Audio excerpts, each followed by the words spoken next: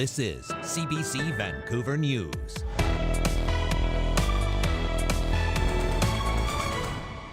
SWAT teams, bullets, and flames. This is extraordinary, very unexpected, very unnerving as well. Obviously, that was a very high-risk situation.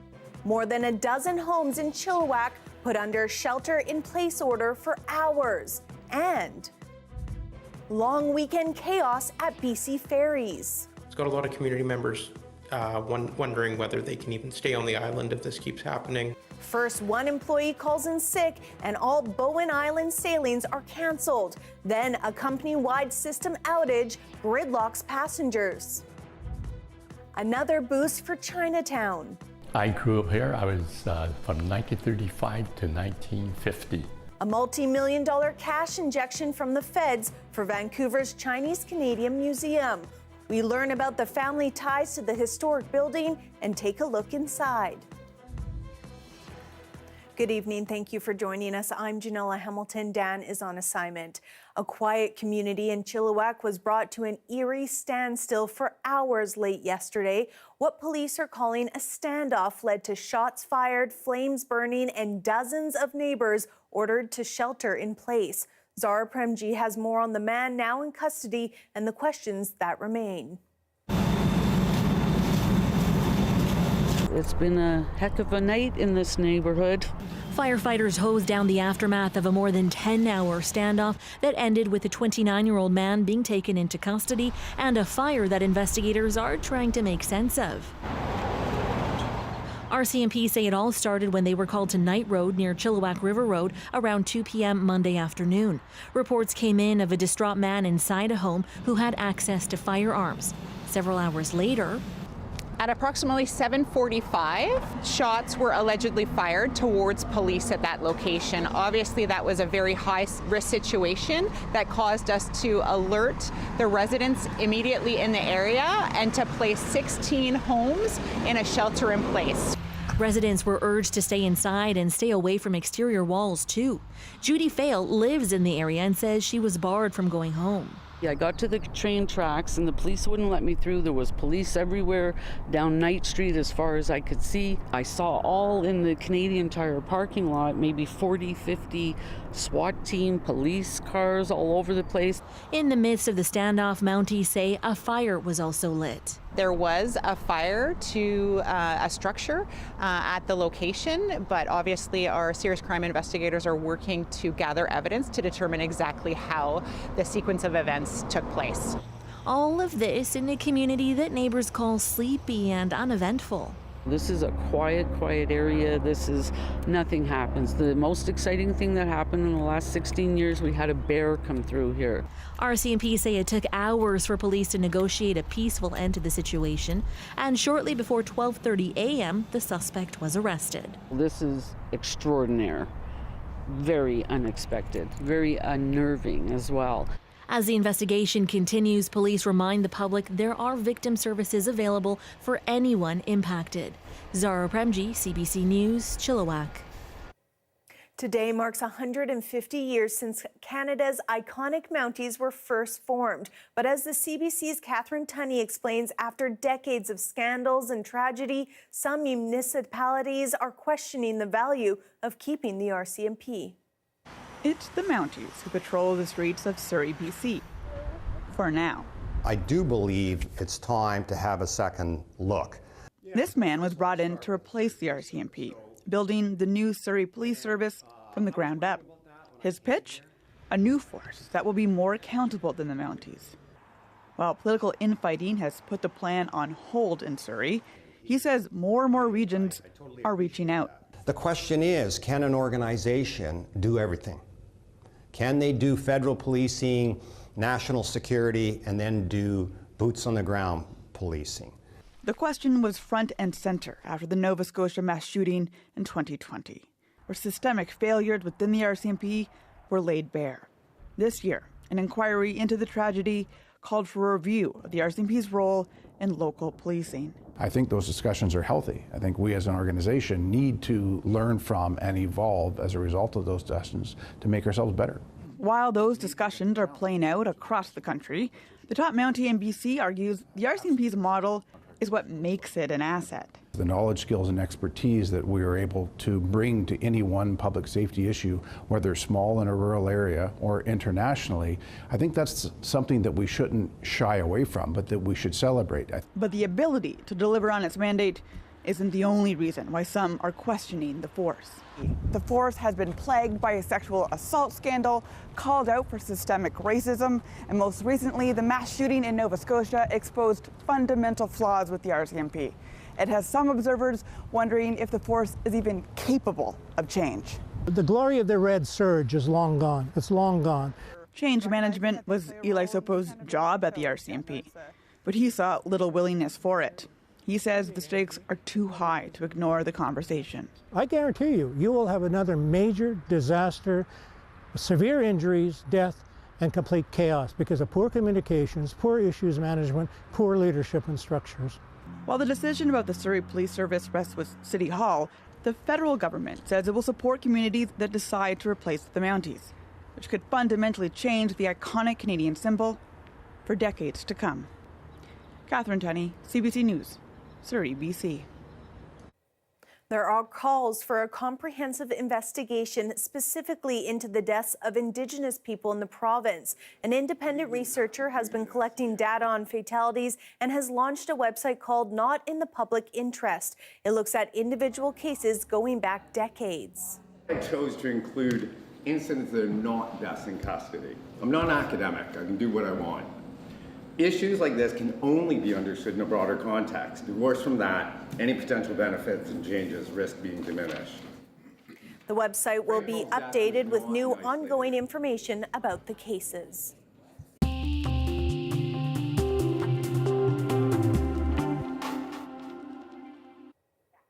The cost of living continues to be a major concern for so many British Columbians. Today, federal NDP leader Yip Singhs specifically highlighted housing affordability, calling for more support for the elderly. He was in Nanaimo for a roundtable chat with seniors in the community. One of the biggest things is people are really struggling with the cost of rent. And it is taking up so much of seniors' income, particularly seniors living on a fixed income. So we need to do something urgently to make sure we lower the cost of living, make sure people can find a home that's in their budget, and they can afford groceries and the other necessities of life.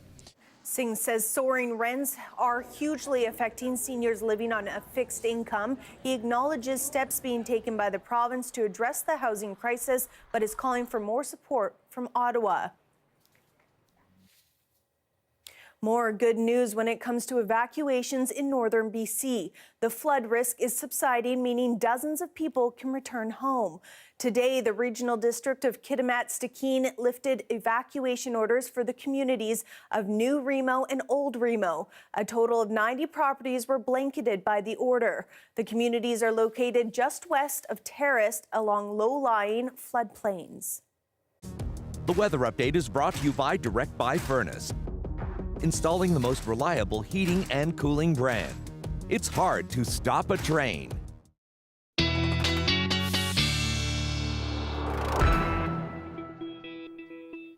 Well, all evacuation orders stemming from wildfires in northeastern BC have now been lifted thanks to a long weekend of full rain. Let's turn now to Ethan Williams for a look at what else is in store weather-wise this week. Well, the rain was the story definitely over the long weekend, and especially in far northern portions of the province, and that is definitely lowering the forest fire risk down to a very low rating in portions of the Kootenays and the Okanagan and the interior, and even up to the Peace region. We are starting to see that fire risk drop off as well. Still some air quality statements in place for the Fort Nelson and Fort St. John areas, but that rainfall warning that was in effect earlier today for the Peace region has dropped off. Still seeing that special weather statement in portions of the interior up toward Prince George, as there could still be some rain there overnight tonight. But really, it wasn't just the north of the province seeing heavy rain. It was the south as well, and through the Okanagan, Penticton getting close to 40 millimeters of rain. That's the most rain that you've seen in quite a long time, and really through places like Golden and Shuddy Bench down to Nelson and Salmon Arm, a good 10 to 20 millimeters in some places, though, there as well through the weekend. Now, I think the bulk of the rain has now moved out of the province through the night tonight and through the day tomorrow. I think we're only looking at about 5 millimeters, and that'll be mostly in eastern sections of the province. Metro Vancouver and the lower mainland, I think we're escaping that rain for the most part, but there is still the risk of flooding, and the River Forecast Center saying that there is a flood watch in orange and high stream flow advisories really through all the kind of the eastern half of the province, right from the Okanagan all the way up to the Peace region and northeastern sections. It's this stagnant area of low pressure that has been causing this rain. We're going to start to see that move out tonight. Through tomorrow, some scattered showers possible in southern sections again. I think Vancouver and area, we're going to be avoiding that for the most part. A little bit of rain for the north, but then things start to clear out as high pressure builds in.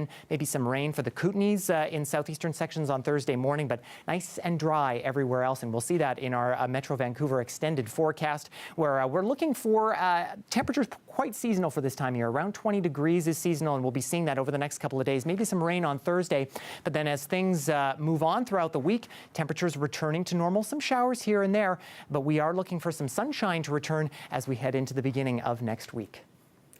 Thanks, Ethan.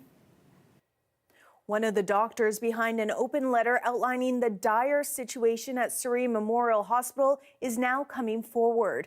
The letter, written and co-signed by some 36 doctors, describes an unrelenting crisis at the department. Dr. Urbane Yip is a senior emergency physician.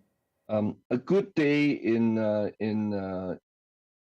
Surrey Memorial Hospital, we have a 90% occupancy of our acute care bed.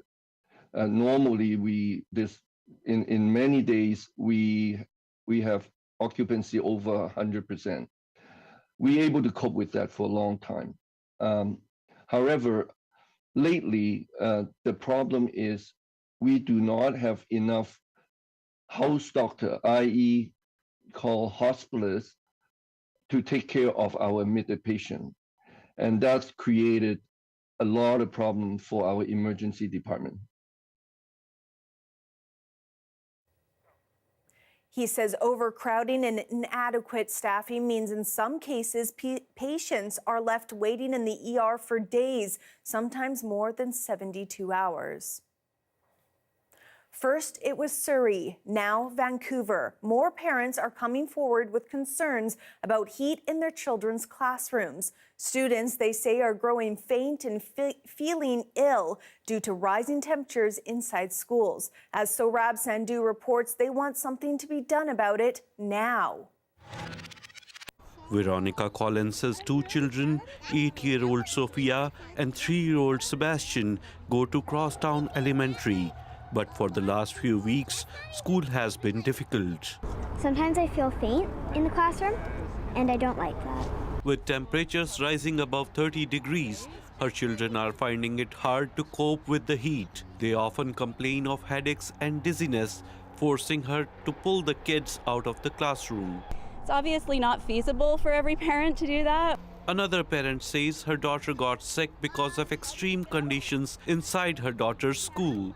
Feeling very faint and dizzy, and I had to pick her up early on Friday because it was just too much. Concerned by the hot conditions, Veronica's husband started taking temperature readings in the classroom, and when they looked at the weekly average, the temperature inside the school is at least 6 degrees hotter than outside. They say even simple things like opening doors and windows are not an option. First floor classrooms can't have windows open because of safety concerns, leaving teachers to come up with solutions on their own.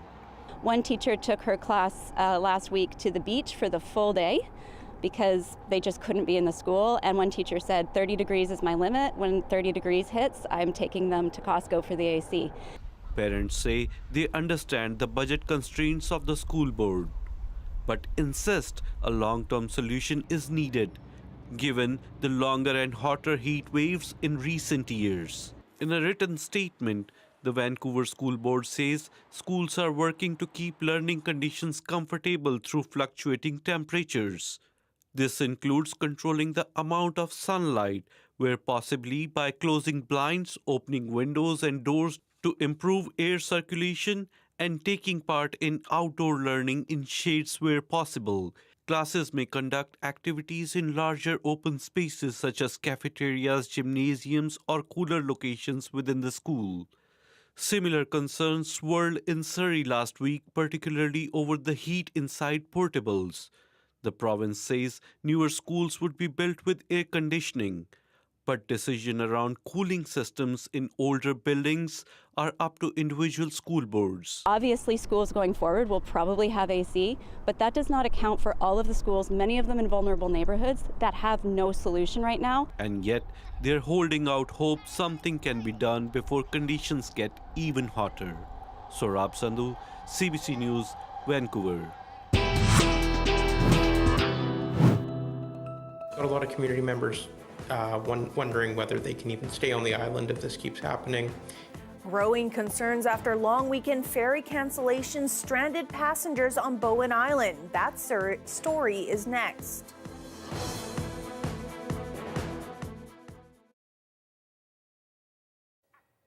Thanks for staying with us during our commercial-free live stream. For the past 6 years, a not-for-profit in Edmonton has been refurbishing donated bicycles and teaching cyclists how to maintain their wheels on their own.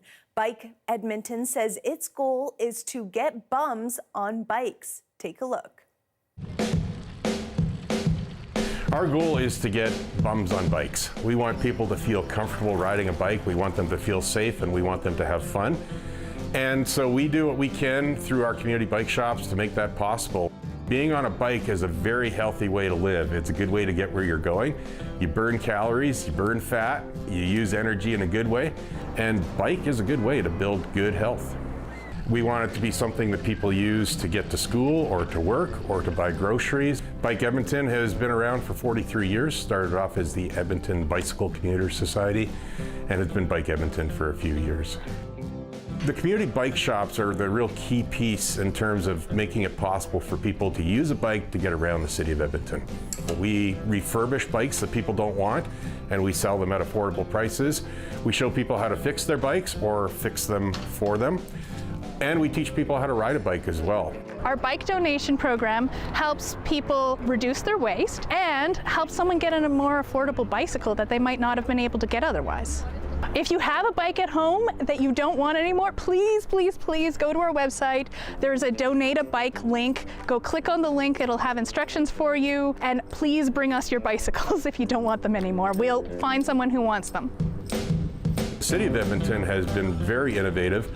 It's spearheaded a bike plan and has given some funding in the last capital budget, about $100 million, to making that bike plan a reality. I think the resistance comes from people who see it as an either-or paradigm. It's either we fund bikes or we fund car infrastructure, and I get that. But it really is a both and. If we're taking somebody out of their car and putting them on a bike, that means there's one less car on the road, one less car jamming up traffic for the people that are in their cars. So I think if people can start to see both and as the paradigm, the resistance begins to drop. And Bike Edmonton is not trying to tell people they can't drive a car. I have a car, I use a car all the time, but a bike is my preferred way to get around. And I think for a lot of people, it's a very enjoyable and very efficient way to get where they're going.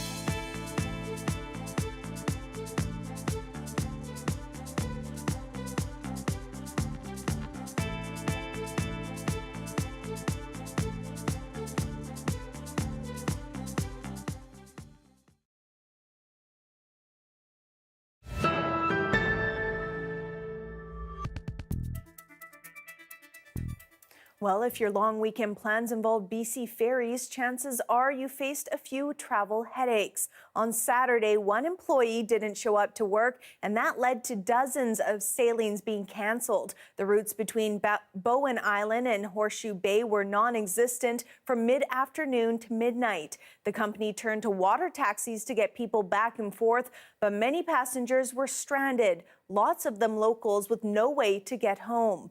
Many on Bowen Island, including a local camp, opened their doors to help, providing beds and shelter for passengers. I'm very proud of our fellow islanders for stepping up to the plate, many of whom made their personal homes available as well. But on the other hand, it's always a shock. We're not set up for that on Bowen. It's got a lot of community members wondering whether they can even stay on the island if this keeps happening. In the past 5 months, there's been 3 instances where the ferries have been canceled significantly, and that's really got people concerned at this point. But we always pull together as a community, and we'll continue to do that, but BC Ferries does need to step up its game. BC Ferries has since issued an apology to customers, but the problems didn't stop there. On the holiday Monday, BC Ferries' data center was hit with a glitch, and that caused a system-wide outage on its apps and online booking system. To national news now, the federal transport minister has announced changes today to address the long lines at Canada's largest airports. The proposed improvements to the Verified Traveller program are aimed at speeding up the process at clearing security at airports. The program will offer eligible travelers an improved screening experience with specific benefits at security screening checkpoints. This includes being able to keep laptops, large electronics, and compliant liquids and gels in their carry-on. It means less screening obligations for eligible travelers like those with a Nexus membership, and children under 17 traveling with a verified traveler won't need additional credentials as they have in the past. The changes will go into effect between June 7th and 21st. And here in Vancouver, the Chinese Canadian Museum is getting a $5 million cash injection from Ottawa ahead of its opening July 1st. The Yip Singhs building is one of the oldest still left in Chinatown, with parts of it dating back to 1889. The museum's opening date coincides with the centennial of the passing of the Act, which effectively halted all immigration from China. The federal funding announcement comes on the sidelines of the U.S.-Canada Chinatown Cultural Preservation and Revitalization Conference being hosted here in Vancouver, with representatives from 18 Chinatowns from across North America. I think part of the work of this Chinese Canadian Museum is to really shed full light on the full history of Chinese Canadians from when they first landed, 1788, through the years, and what all that entailed. The Chinese Canadian Museum will be the first of its kind in Canada. One of Yip Singhs' grandsons spoke to the CBC's Caroline Chan about his family and the historic building. So what is your connection to the Yip Singhs building? Okay, my dad is the number 8 son. My grandfather had 4 wives, 19 sons, 4 daughters, and my dad was number 8. So you grew up here? I grew up here. I was from 1935 to 1950. So was this building like a family hangout spot then? Well, we all lived there at the same time. So can you imagine 1 kitchen, 1 refrigerator, 2 toilets, and 1 bathroom with a sink and a tub. With 4 family, a total of 17 people living on 1 floor. What do you remember about this building? Because it's changed a lot now, hasn't it? It has. The only thing I remember that's original is the schoolroom. When I first came here, I lost my way. This is the original schoolroom. Everything in this building, this is the only original part of the building. And you could see that used to have a pot-belly stove here. And this is where we pay respect to our grandfather and grandmother. And here we would watch parade coming through Chinatown, which is so easy. We just open the window and we got a panoramic view of the parade or whatever celebration going on. What does it mean to have the Chinese Canadian Museum here in the building where you grew up? I think it's marvelous, and it's great from the standpoint that this was originally the main hub of Chinatown, probably. The oldest building, 1889, and to have the museum here with all the artifacts and the story of Chinese Canadian, the trial and tribulation and challenges of, being accepted is important. Here's a live shot of the pier at White Rock Beach. When we come back, we get a look at Lego's latest creation. And if you're a Ferrari fan, you'll want to stay tuned.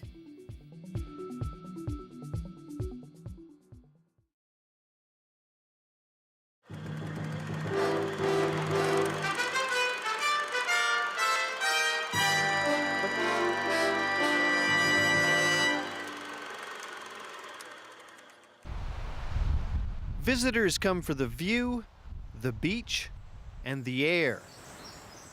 But floating in the air could be spores from a fungus called Cryptococcus. In this case, a mysterious variety normally found in Australia. It's known to cause lung infections and even meningitis. When it was discovered here last summer, tourists canceled en masse. They're generally always tenting. Rathtrevor Beach was the center of the outbreak. Each year, 500,000 people pass through the park. Campsites used to sell out 3 months in advance. Now, on many days, you can take your pick. Still, the threat of Cryptococcus hasn't kept many regulars away. We're not going to let a little old fungus stop us from enjoying one of our favorite places. If you can't come to a place like this, you might as well be dead anyways. And there have been deaths. Jagir Atwal was the third and latest victim. The 75-year-old already had health problems when meningitis, caused by Cryptococcus, killed him. 59 other people have been identified with some form of cryptococcal disease. To put it in perspective, about 3 out of every 100,000 visitors will ever show symptoms of Cryptococcus. And the possibility of dying from the disease? Well, you're 5 times more likely to be killed driving your car than from camping next to these trees. I've been here 8 years, so probably I'm immune to it. As your system will build up an immunity, and I think the odds are pretty low. I let my kids come here, so. I just want to confirm that the O'Brien group. But shortly after the headlines hit last year, the phones rang off the hook at this resort. A fellow from Chicago said he didn't want to come. His doctor said that he could do, but he'd have to have a spinal tap when he got back. $90,000 in business was gone in a matter of days, only made up by a waiting list of willing customers. But the smaller people that don't have the luxury of the wait list, the small bed and breakfast with 2 or 3 rooms, they took quite a beating over this. And the area continues to take a beating. With each news story that mentions Cryptococcus comes a new wave of cancellations. Some feel if Toronto, with its troubles over SARS, wants to look at its future, it merely has to look here. It's the same thing in that the risk level is so low for Cryptococcus, so low for SARS, and yet the coverage that it got and the scary headlines of the disease, or the fungus in our case, created a real concern in the minds of the travelers. Despite the fact infections, rare as they are, for the most part are easily treated, and that the responsible strain of fungus is now found in many parts of Vancouver Island's east coast, this community continues to fight the stigma of Cryptococcus. Alan Waterman, CBC News, Parksville, British Columbia.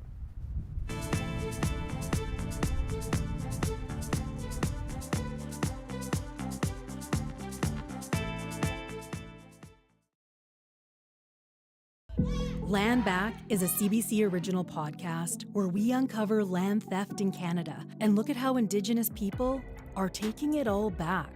Land Back is out now on CBC Listen or wherever you get your podcasts. Ferrari fans are racing to Denmark to test drive the latest Lego creation. It's absolutely incredible.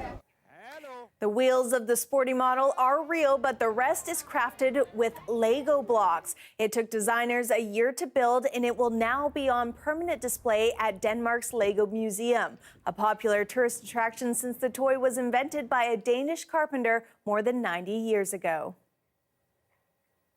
That is your late news for this Tuesday. Thank you so much for watching. For news anytime, visit our website, cbc.ca/bc. Your next local news is on the early edition on CBC Radio 1. That starts tomorrow morning at 5 a.m. Have a great night.